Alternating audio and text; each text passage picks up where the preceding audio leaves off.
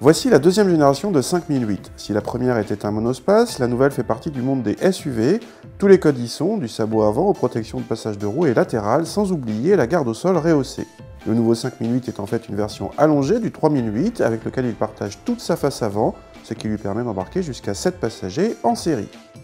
A l'intérieur, on retrouve là aussi la planche de bord du 3008 sans aucune différence, avec le petit volant et le combiné d'instruments à regarder par-dessus.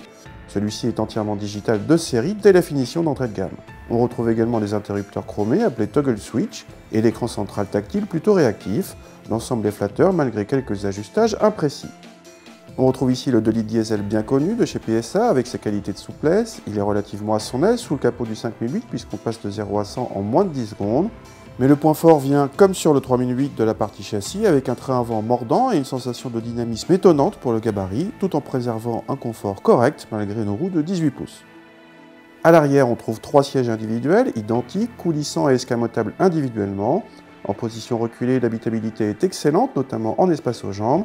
Les passagers bénéficient de tablettes aviation et on trouve une trappe de rangement par terre. Autrement dit, malgré son look de SUV à l'extérieur, le nouveau 5008 a gardé tous les aspects pratiques du monospace à l'intérieur. On accède assez facilement à la troisième rangée de sièges, mais l'habitabilité y est comptée, même en avançant la rangée du milieu. Un Touran ou un Kia Carens sont plus généreux. En revanche, le 5008 est le seul à permettre de retirer complètement les sièges du fond afin d'agrandir le coffre. La manipulation est facile et le siège enlevé ne prend pas trop de place. Le coffre passe alors de 702 à 780 décimètres cubes officiellement.